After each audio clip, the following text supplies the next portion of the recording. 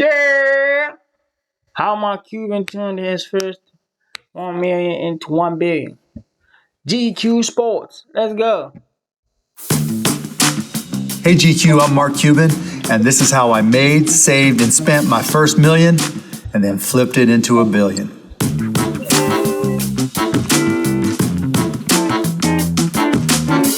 I grew up in Pittsburgh, Pennsylvania, just a middle-class kid. My dad did upholstery on cars. My mom did odd jobs. As long as I could remember, I was hustling. I remember going to my dad while he was playing poker with his buddies and saying, "Dad, I need some new sneakers." And he looked at me, looked at my feet, and he goes, "Those tennis shoes you got on, they work. When you have a job, you can buy whatever you want." And one of his buddies that had to be drunk was sitting at the poker table with him. And he goes, "Hey, I got something you can sell. I got all these boxes of garbage bags. Why don't you sell them in the neighborhood and then you can take the money you make and buy your sneakers?" He had these boxes that he sold to me for $3.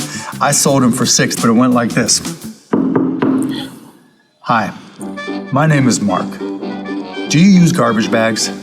I've got a great deal for you, and every time you need garbage bags, all you ever have to do is call me, and I'll put them in the back of my wagon, and I'll bring them right down to your house."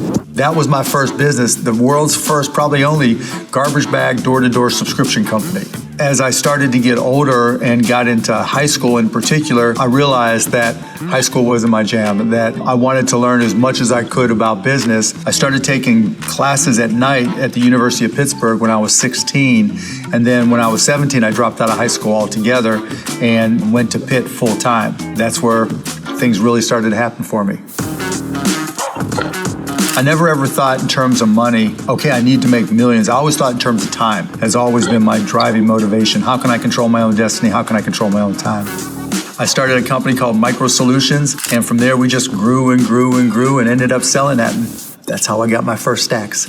So here's the rundown of when I sold Micro Solutions for $6 million. So $1 million went to employees, $2 million to a partner I brought in, $2 million to me. I live like a student, but the first thing I did was buy a lifetime pass on American Airlines, and I just went all around the world taking friends and partying like a rock star.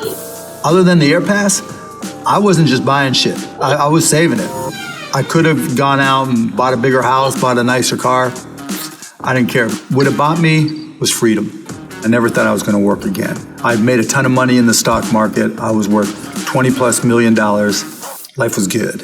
Then one of my buddies from college, Todd Wagner, sat down with me, and this was in 1995. He was like, "You know, there's this whole new thing called the internet. There's got to be a way we can use this to listen to Indiana basketball." We set up this website called AudioNet, and the next thing you know, video comes along, and we turned it into a company called Broadcast.com. And so we started what turned out to be the very first streaming company.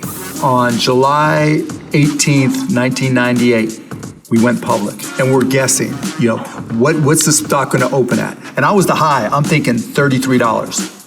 Shit goes $62.75. All of a sudden, I'm worth $300 million plus. And I'm sitting there thinking, oh, fuck. If this stock price triples, I'm a billionaire. Well, we took that company and became the biggest media portal on the internet. And Yahoo came along and made us an offer. And all of a sudden, that stock price tripled, and I was a billionaire.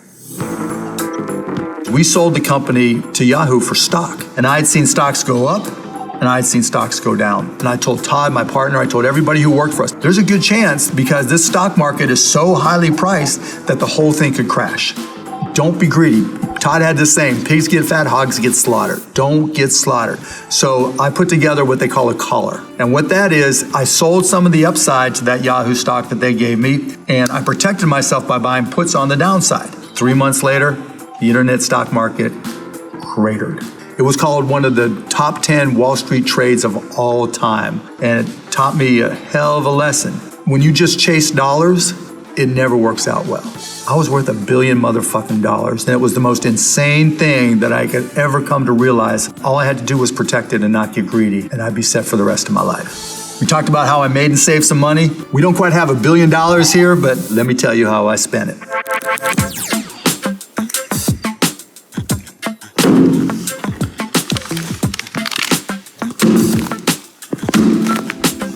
I told you I valued time.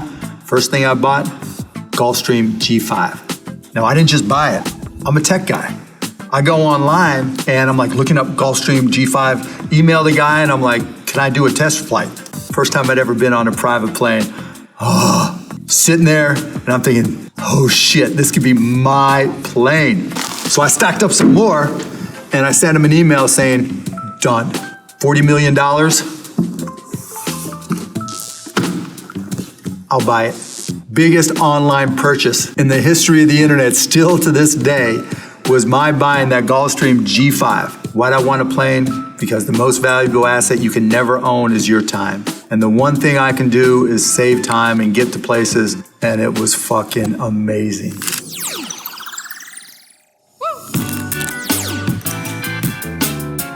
Second purchase, I paid $285 million for the Dallas Mavericks. I went to an opening night of the 99-2000 season. First game of the year. Wasn't sold out. Energy wasn't in the building. I'm a season ticket holder, a huge Mavs fan. I look around thinking, I can do a better job than this. Then I realized I can put my money where my mouth is. This was early November. By January 4th, I owned the Dallas Mavericks. So when I took over the Mavs, I didn't get a big office. I didn't give a shit about an office. I didn't get a big desk. I didn't give a shit about a big desk. We had a sales bullpen. We called it the fishbowl because it was in an open office with all these windows. And we had 8, 9, whatever salesperson. I put my desk right in the middle of them. I put a phone book and a computer printout of all of our former customers. And right there next to them, I just started dialing, trying to sell the Mavericks. Ma'am, I know you've been to a Mavericks game before, but you realize now that it's less expensive to come to a Mavericks game than to take your family to McDonald's? Our tickets started at $8 and McDonald's and a Coke is more than that. Why don't you come and try us out? The first game's free on me. I wanted everybody that worked with me to see that if I asked them to do it, I'll do it. Same thing I did with people in the front office, I did with players on the court. We moved into a new arena, American Airlines Center. I wanted them to, when they go to work, feel good about going to work. We put in PlayStations, we put in TV screens. Now to this day, we upgraded it so that we had aroma because different aromas impact you more before a game when you're trying to get hyped versus after the game. Light impacts you more. All these things that try to give our players an edge to help us win, but to also help them succeed. If you're running a company and if you can align your interests with those of the people you work with, things are going to work for you. And you know what's really cool about owning a team? It's not so much owning the team, there's little perks. Let's just say that you're down 1. There's 3 seconds to go in the game. Your team takes the shot for the chance to win. The ball's in the air. Everybody is holding their breath. And when that ball goes through the hoop, you see the players go running out and dogpiling on top of each other, screaming and yelling and hugging, and you see this big pile of people. Well, I own the team.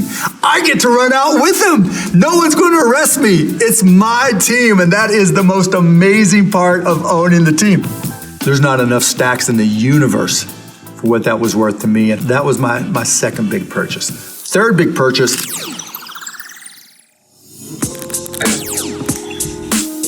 I need to set an example here and take the money down because there was a lesson in my third big purchase. So one day, one of my partners from Micro Solutions, Martin Woodall, comes up to me and he goes, there's this amazing house that's about to go into foreclosure. The guy who owned it spent 3 years building it. This is their dream house. He and his wife and his whole family spent $25 million building this house. Only lived there 8 months, and then the stock market crashed. And he had never sold a share of stock. And because of that, he had to get rid of his house. Martin called me and said, you can buy it right now, but you have to let me know today, yes or no, $12.5 million. I'd never seen the house. I saw some pictures, had never been there. I was like, fuck yeah, I'm a billionaire. That was my one, why the fuck not purchase. And it was an amazing house. I've raised my 3 kids there, still live there, but the lesson is large. You know, you can't ever take wealth for granted. You can't ever think it's always going to be there. If it's not, you're going to get busted. If you want to be a millionaire, you can do it. But there's a couple things you have to be able to accomplish. Rule number 1, find something you can be good at and then be great at it. Second, you have to know how to sell. Whatever it is you're good at, somebody's going to need that service, someone's going to need that, whatever it is that you're creating, but you have to be able to sell because you don't want to be in a position where you're dependent on other people. Number 3, be curious and always be learning because the one thing that's certain about business is that it changes every single day. And then the fourth thing, when you have that knowledge, when you have that ability to sell, when you know that when you walk into a room, you know your shit better than anybody else in the room, that's when it's time to start a company. Then you can start to control your own destiny. Thanks everybody in GQ land for tuning in to see how I earned, saved, and spent my first million and then turned it into $1 billion. I'm gonna see you at the home games. Be there.